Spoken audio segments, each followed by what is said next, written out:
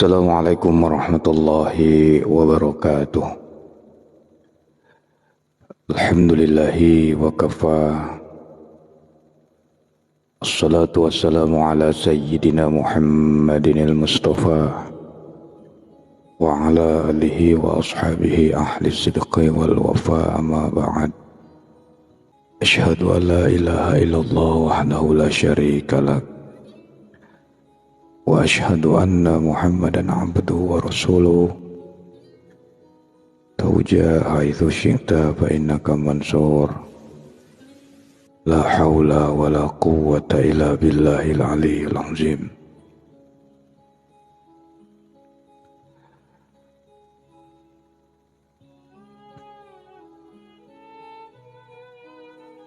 Puji syukur kepada Allah Subhanahu wa taala. Senantiasa mari kita panjatkan kehadirat Allah, menyadarkan diri kita kepada Allah Subhanahu wa taala atas segala nikmat yang Allah berikan buat kita. Kita masih diberikan kesehatan, nikmat iman dan Islam. Salam dan salawat mari kita hadiahkan kepada baginda Rasulullah Muhammad sallallahu alaihi wasallam. Allahumma shalli wa sallim wa barik alaihi. Assalamualaikum ya sayyidi ya Rasulullah. Semoga kita semua mendapatkan syafaat dari beliau sampai di akhirat kelak, amin ya rabbal alamin.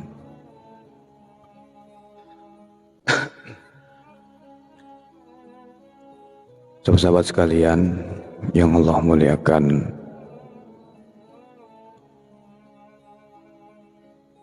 malam ini kita masuk kepada bab rahasia mengenal diri.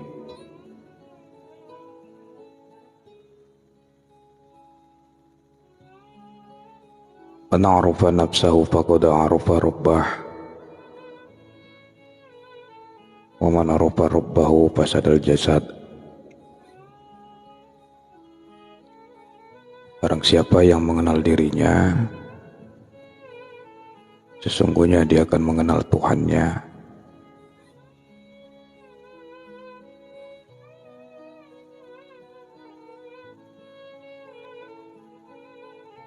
Dan siapa yang mengenal Tuhannya,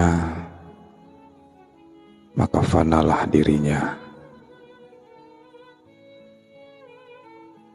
Kemudian kita kaitkan dengan firman Allah, innalillahi wa inna ilaihi raji'un.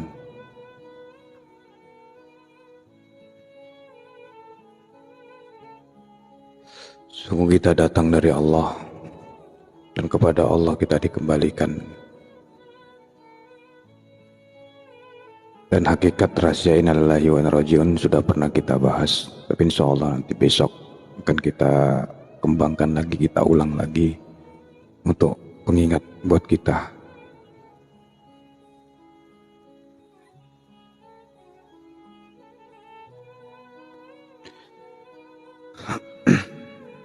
Semoga rahasia mengenal diri ini yang kita kaji,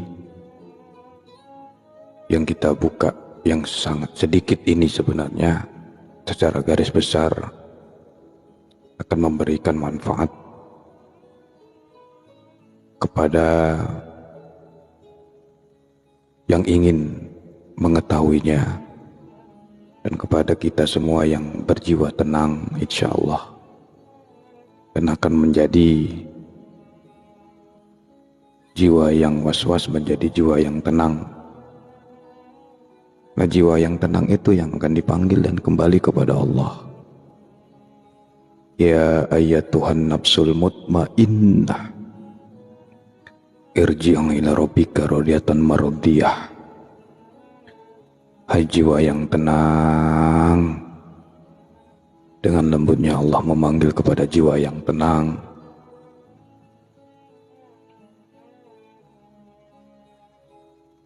Insyaallah memberikan manfaat buat kita semua.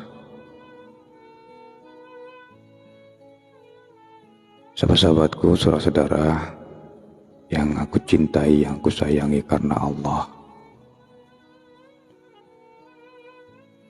Apabila ruh diturunkan ke bumi,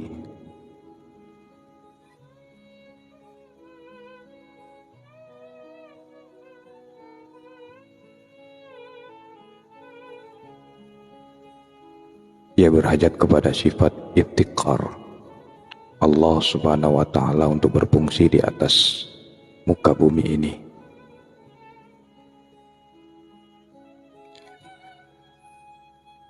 Sifat iftikar itu apa maksudnya?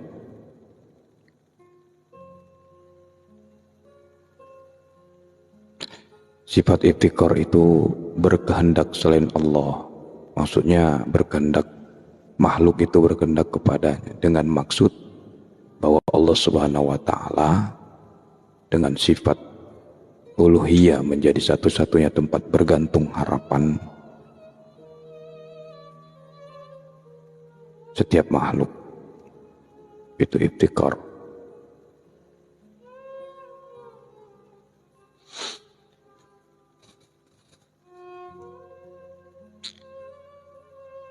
Kalau nggak ada sifat iftikar ini, maka ruh itu tidak akan berfungsi sama sekali.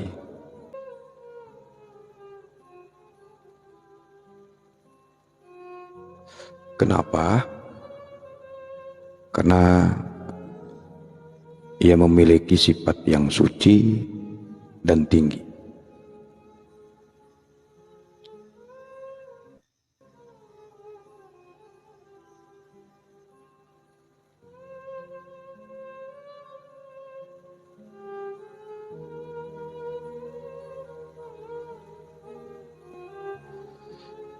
Waalaikumsalam.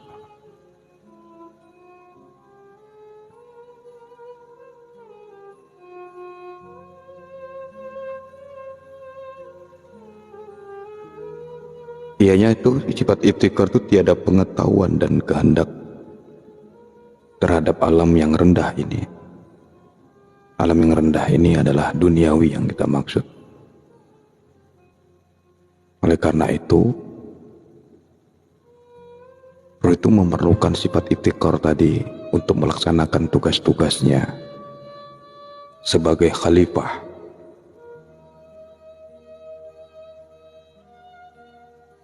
Sebagai pemimpin, sebagai wakil untuk kehidupan di dunia ini.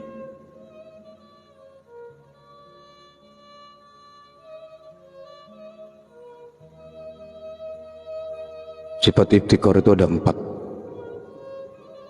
Pertama, sifat kudrat. Kudrat itu berkehendak. Kemudian sifat hayat, hidup.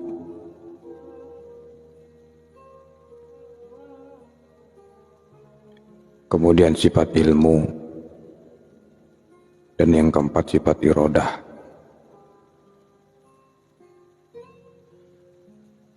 Teman-teman sekalian, sebelum ruh itu dimasukkan ke dalam jasad, Allah Subhanahu wa Ta'ala melapisi ruh Al-Qudsi dengan lapisan-lapisan yang sampai ke alam mulkiyah yang disebutkan, yaitu namanya dalam istilah kiswah unsuriyah.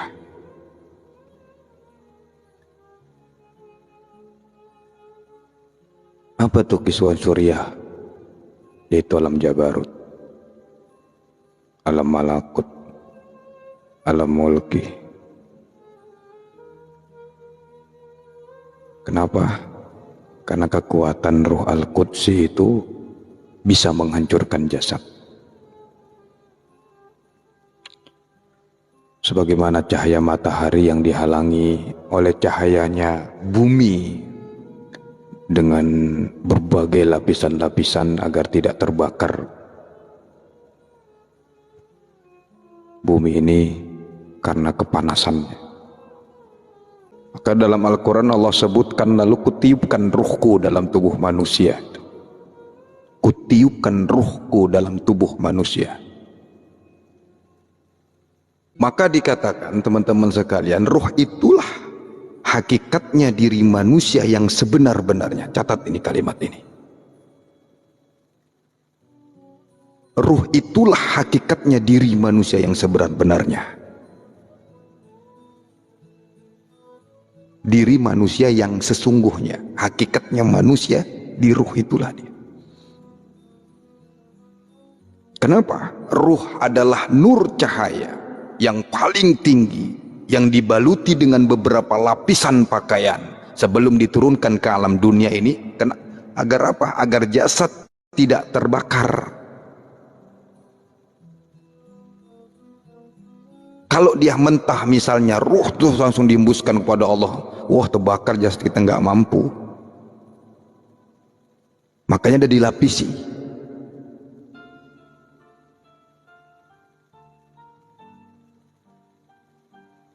Maka ibaratnya itu sinar panasnya matahari itu ketika langsung, kalau dia langsung menyorot tanpa lapisan-lapisan bumi ini, itu langsung terbakar bumi ini. Ya, sedangkan dilapisin aja pun ada yang aspalnya mencolot, gosong, apalagi nggak dilapisin. Maka pantaslah dalam hadis qudsi Allah mengatakan, al-insanu sirrihi wa ana sirruhu. Manusia itu rahasiaku dan aku itu adalah rahasia manusia itu. Maka jawabannya itu, keterangannya, ruh itulah rahasia manusia. Sehakikatnya mandiri manusia itu yaitu.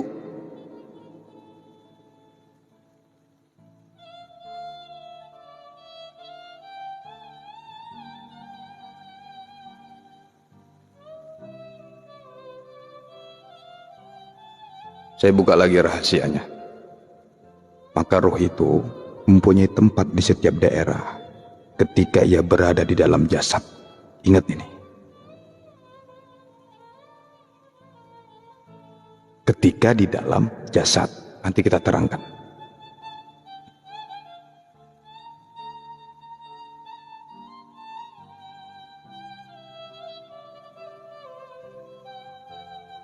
Maka setiap kita ini yang ingin mengenal sampai mengenal Allah dan mengenal diri, wajib untuk mengetahui bagaimana caranya untuk mengolah setiap lapisan-lapisan tersebut agar terungkaplah, tersingkap baginya yang namanya rahasia itu.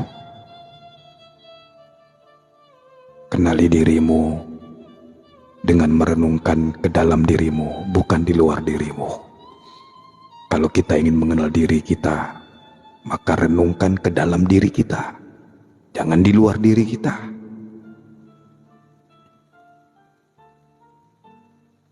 Kalau kita ingin mengenal diri, nggak perlu kita melihat diri orang lain, ya masuk ke dalam diri kita sendiri.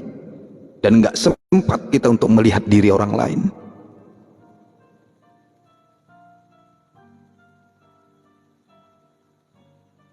Kalau kita sudah mengenali diri kita dan kita sudah merenungkan masuk ke dalam diri kita, pasti nantinya kita akan mengenali Tuhan. Tuhan itu yang tanpa huruf, tanpa suara, tanpa dalil, dan tanpa perantaran.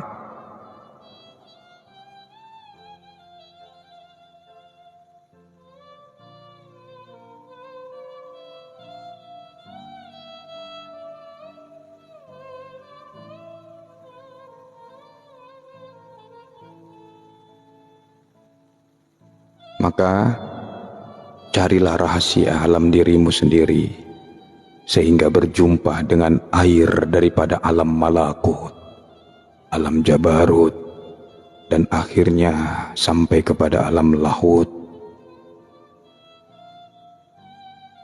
Dan itu tujuannya akan menyaksikan kembali, mengulang sebagaimana diri kita dihimpun bertasbih di alam lahut, menyaksikan sebagaimana diri kita bersaksi akan diri ketuhanan.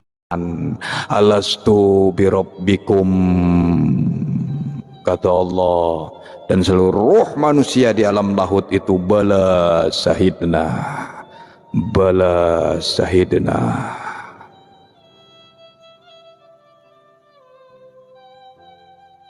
Adakah aku ini Tuhanmu?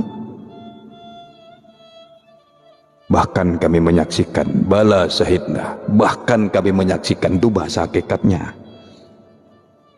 Bahkan kami menyaksikan. Itu kalau sudah kenal diri dan masuk kepada diri.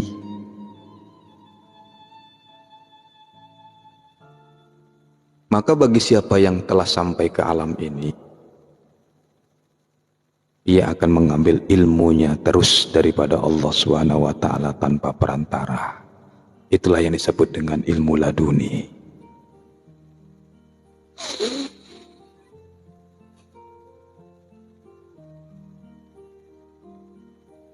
Maka dikatakan di dunia ini beribadah minallah, lillahi, wabillah.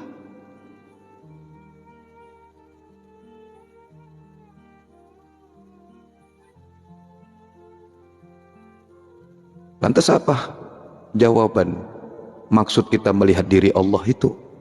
Melihat diri Allah di alam ini tuh, di alam johir ini, dunia itu dengan af'al, dengan sifat dan dengan asma.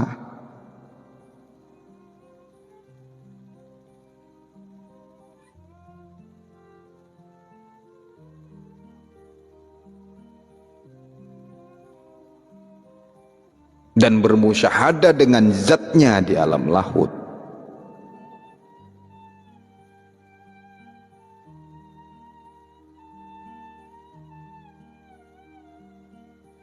Maka ada wali-wali Allah ataupun orang-orang para arif billah yang sudah sampai kepada tahap mengenal diri ini, ada kalanya mereka itu lebur, fana.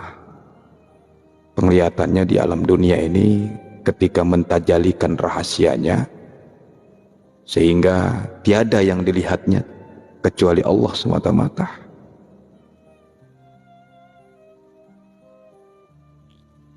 Lantas kalau kita menggunakan akal logika kita, ya benar, apa yang bukan Allah?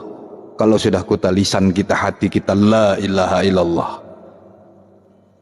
Lisan, zikir, Allah, hati, Allah, jantung, Allah, mata, Allah, bulu, Allah, rambut, Allah, telinga, Allah, hidung, Allah, semuanya berzikir Allah.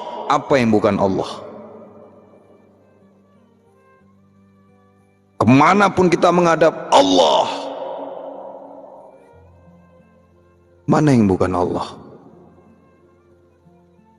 Apalagi kita memandangnya dengan hati yang basirah.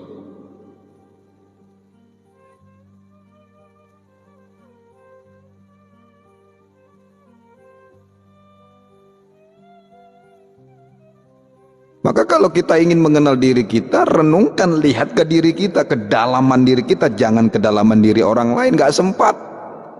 Makin merusak kalau kita melihat diri orang lain. Diri kita yang kita lihat.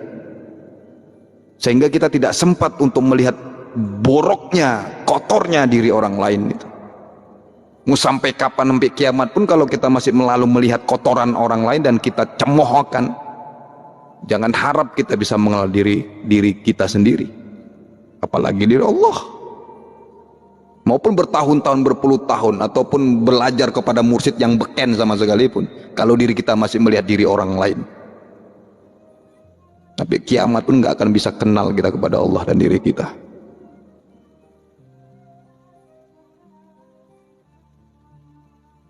Jadi ihdinas siratal mustaqim yang kita maksud minta doa kepada Allah 17 kali sehari semalam yang kita minta kepada Allah di dalam Al-Fatihah, ihdinas siratal mustaqim, ihdinas siratal mustaqim, tunjukkan kami jalan yang lurus, supaya innalillahi wa inna ilaihi raji'un, supaya Allah memanggil kita, ya ayyatuhan nafsul mutmainnah.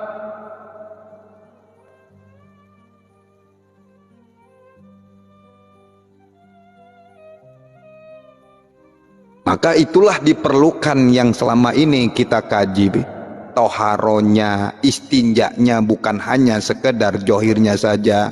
Kadang kita bisa bersih memang ketika kita buang air kecil, bersihlah itu kelamin kita, kita bersihkan, bersihlah dubur kita, najis-najis itu kotoran yang kita baru kita buang. Tapi kita tuh lupa untuk membersihkan, mengistinjai hati kita, batin kita. Ya wudhu kita rajin, secara zahir, tapi kadang kita lupa untuk mewudui batin kita.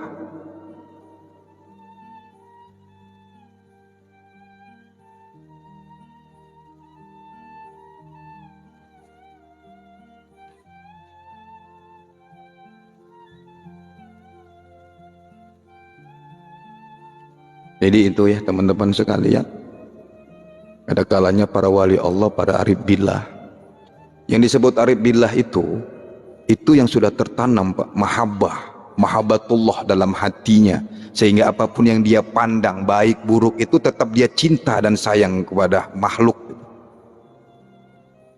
karena sudah tertanam. Maka yang disebut arif billah, pandangannya itu hanya mahabbah, cinta karena Allah. Bahkan kepada orang yang benci sama dia pun sekalipun cinta dia.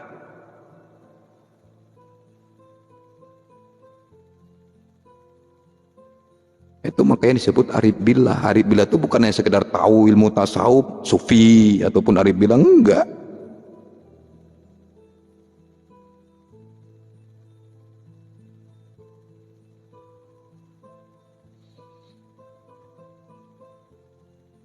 Baik.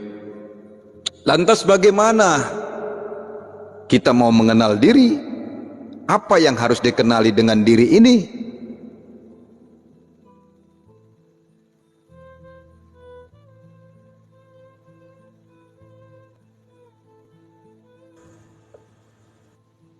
Apakah mengenal diri ini seperti sama dengan mengenal jasad seperti yang dikenali oleh semua orang-orang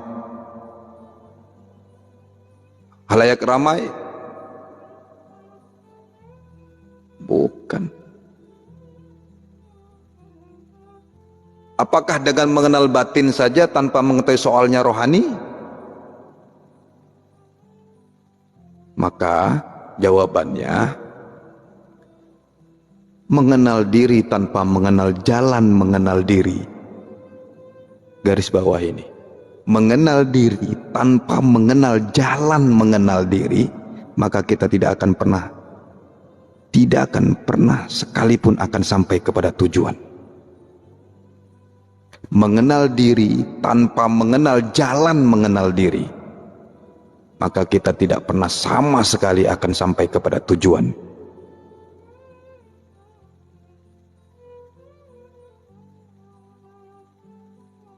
Kemudian mengenal jalan tanpa mengenal musuh, maka akan tertewas di separuh jalan.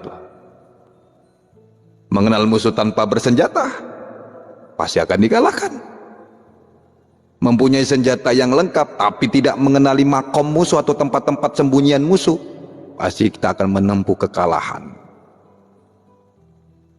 Udah mengenal senjata, mengenal musuh, tetapi nggak punya ilmu untuk berperang, tidak punya ilmu pengetahuan untuk mengenal perjalanan kaedah-kaedah, ia akan binasa juga dalam kesesatan. Apalagi zaman sekarang ini, belum selesai yang satu, muncul lagi sesat yang lain. Yang bukan muhrim boleh bersetubuh, imam perempuan.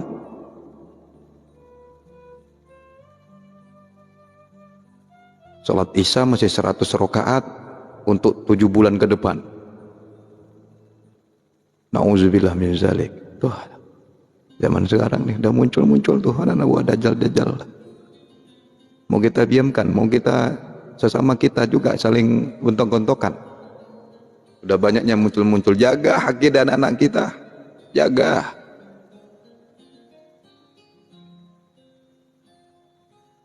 Belum siap satu, selesai yang satu, muncul lagi yang satu.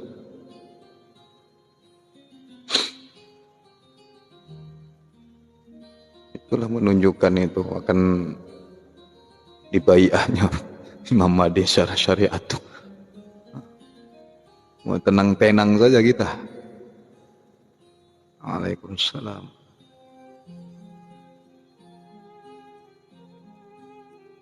Maka dikatakan di awal tadi, teman-teman sekalian, jadi siapa yang benar-benar mengenal dirinya, maka akan binasalah, fanalah, leburlah dirinya. Tenggelam ia di dalam lautan kefakiran, tenggelam ia di dalam lautan ketiadaan dan keakuan. Wujud insan ini sering saya katakan hanya bayang-bayang kepada wujud Tuhan. Tapi bayang-bayang itu tidak pernah jauh dari yang punya bayang-bayang.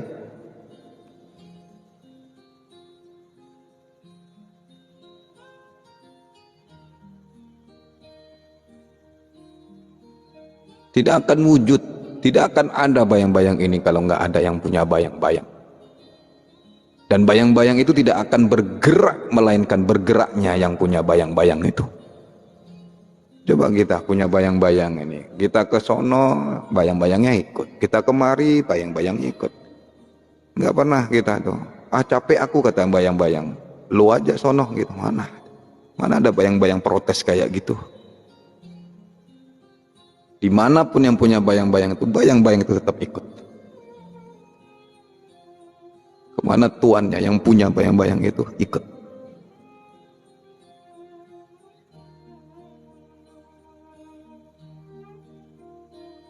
Yang harus direnungkan adalah, teman-teman, apabila kita memandang diri kita sendiri, memandang kewujudan diri kita, maka kita wajiblah memahami bahwa kita itu ada pemiliknya.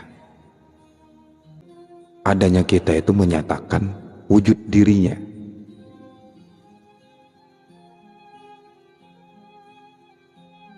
Allah itu gaib dan kita nyata. Allah itu hakikat dan kita syariat. Dia adalah wujud dan kita adalah bayang-bayang bagi wujudnya. Coba lihat diri kita lagi.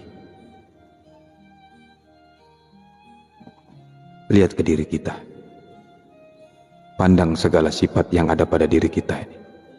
Sifat hayat, sifat mendengar, sama sifat basor, melihat, sifat kuasa, kudrat, sifat iroda, berkehendak, sifat ilmu. Coba itu, pandang.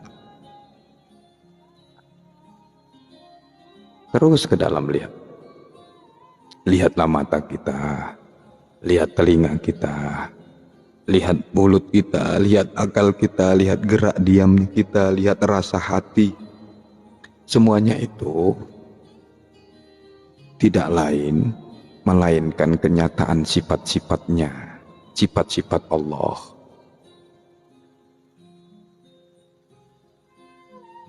Ya, semoga hati kita tidak dibutakan. Semoga hati kita tidak dibutakan sampai kita tidak mengenal diri Allah, mengenal dirinya.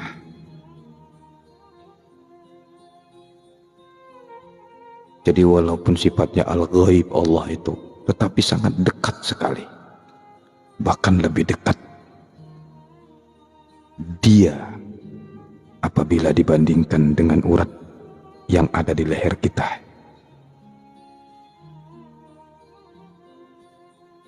Artinya, itu berarti Dia tuh lebih dekat.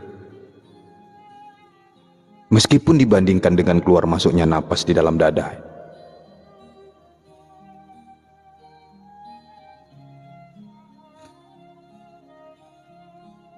Nah, pesan.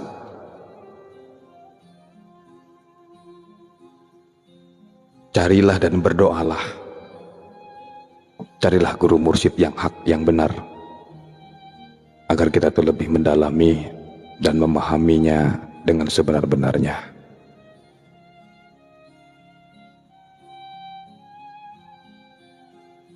Jangan sekali-sekali hanya bersandar merujuk kepada dengar di YouTube, dengar di TikTok, dengar seperti ini. Ini hanya untuk memberikan semangat, memberikan motivasi secara garis besar untuk agar kita itu mengejar betul-betul mengenal diri dan mengenal Tuhan dengan cara belajar dengan seorang guru mursyid dan mengambil bai'ah dari mereka Kenapa?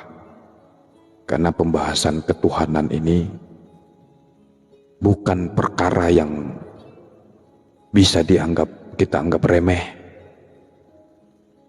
bermain-main ataupun santai-santai. Kita kadang-kadang hanya mendengar, hanya mengikuti taklimnya tanpa berbaiah, tanpa khusus. Kita belajar tanpa berguru, membaca kitab ini